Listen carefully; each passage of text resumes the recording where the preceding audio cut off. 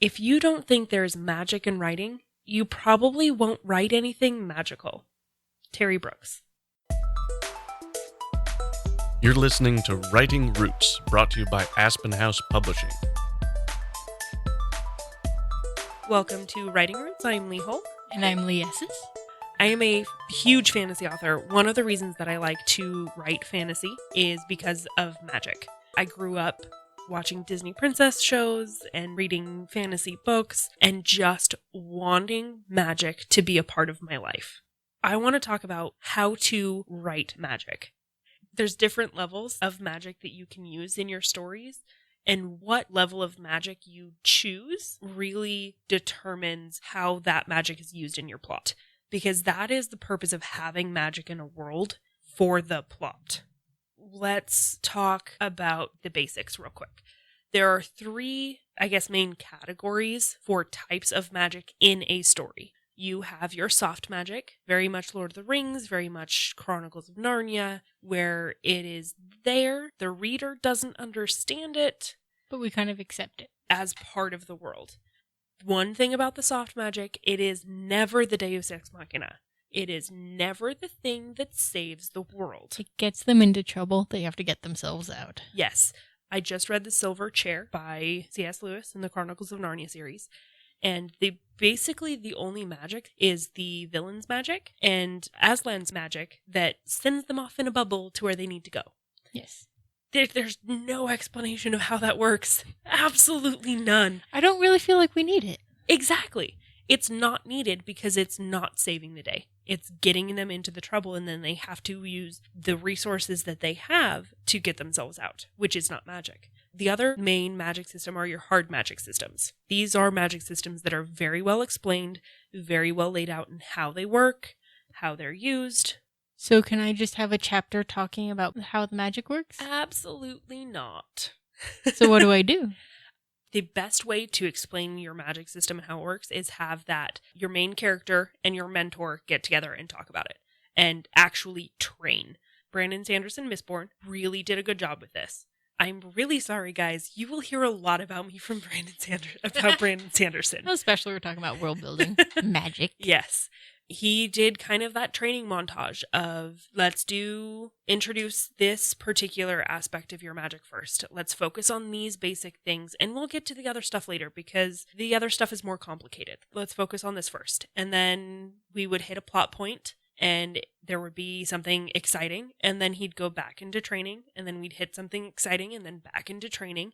So it's not all training, but he's giving us time to understand how things work. And a reason to keep reading otherwise with all the plot points. Yes, because you have those things that are driving the story still. You said 3 kinds of magic. Yes. Soft, hard, and hybrid.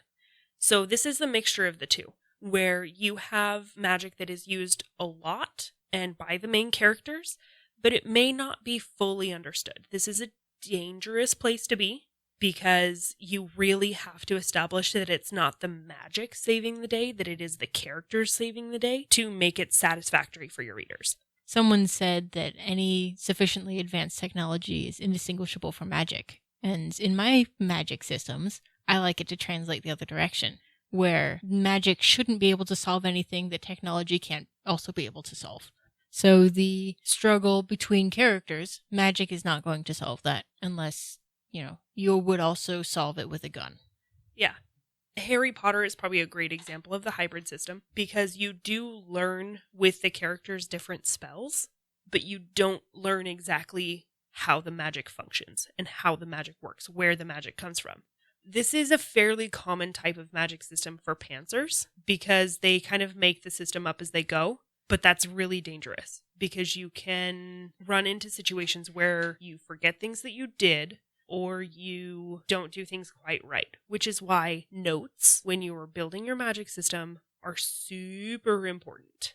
Make sure you're tracking those things that you're including in your magic system, especially if you're going with a hard system or even a hybrid system. Let's go into the specifics of magic. There are basically 2 sources traditionally in magic systems. You have an internal source and you have an external source. Internal source is they're born with it, or they train and it's them that becomes able to Makes use them magic. special. Yeah, it's the special. It's a superhero thing. You have the external sources, which is they're hit with gamma rays and suddenly they're the Hulk. The invincible. They read a book, and with this book, they can then use magic. So what's the difference between superpowers and magic? Magic tends to be more diverse than superpowers. Superpowers, you usually have one person limited to a very small set of things. And sometimes your superheroes, your superpowers, aren't really even super. Because you have people like Black Widow, who's just a fantastic assassin. Yes. And that's why she's in the Avengers. Or Hawkeye, who is just a really, really good archer. But then you have Captain America, who is just super soldier. He was given a serum, and then he became special. Yes. So it is, a lot of the times they're very specified. Magic is something where they affect outside things with their abilities. And you get a wider variety of things that I, as a sorcerer, can light something on fire, call an object to me, and turn Leigh's hair purple. Please do. One magic user can do a wide variety of things, while a superhero is very limited in their abilities. Traditionally, there are some that break that, but that tends to be more what defines it. So we talked about internal and external. When you have a magic system, a lot of the time you'll have things that are either required or will help you do your magic. So Harry Potter, you have wands that channel that source. In a lot of like D&D sorcery kind of stuff, traditional witchcraft, you have ingredients in spells and potions that you have to mix. I would say one of those ingredients is often a physical movement or some kind of incantation. Double, double, boil in trouble. They're doing a dance. They're talking a thing. That's more historical magic than a lot that you're going to see in fantasy nowadays, but that's something to consider as you weave your system together. Because that's the nice thing about your magic system is it doesn't have to be like everybody else's magic system. Yes. You can make it unique. What we're talking about today are suggestions and things that we run into traditionally. One thing that you really, really need to consider when you're developing your magic system are your limitations. Brandon Sanderson has his 3-ish laws of magic.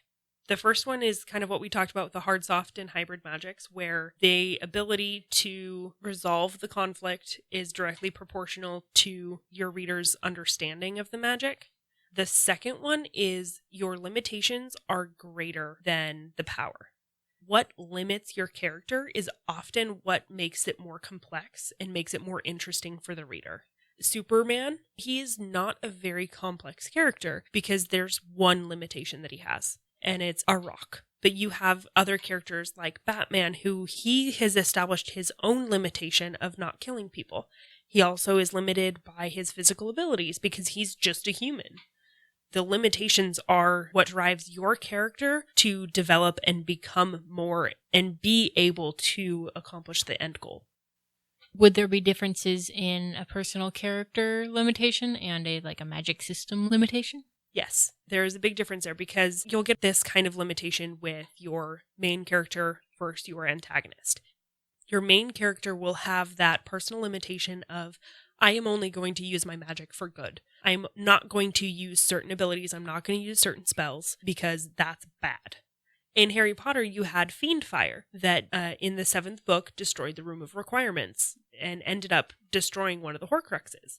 Hermione ended up making the comment of, oh yeah, well that's what that was, but I never would have used it because it's too dangerous. They could have gotten way further, way faster in the plot of the story if she had just said that earlier and done it. That is a personal limitation that it's not a limitation to the magic because she could have done it. She just set that limit on herself. And that can be a little bit more interesting than just the magic being the limit. One thing that I wish I would see more often in writing are unusual magic systems. Mm-hmm. A really good way to do this is actually science-based magic. A really good example of this, Brandon Sanderson. His 2 main ones that I constantly talk about, Mistborn and Stormlight Archive, are very based on science. So you have in Stormlight where the different magics affect gravity. But it's all kind of basic scientific principles. You have your gravitation. You have your abrasion. That's the breaking apart cohesion is the bringing things together and binding them. And he's used all of these things to create a very different but understandable magic system. If you want to write a magic system, don't limit yourself in your starting point. Be creative, be unique, be new as you're trying to develop it, and that will be interesting to your readers. But develop it. Don't just say, ooh, magic, yay, it's pretty. Create a system, establish rules to create something that you can use through your whole story and do that hard magic system.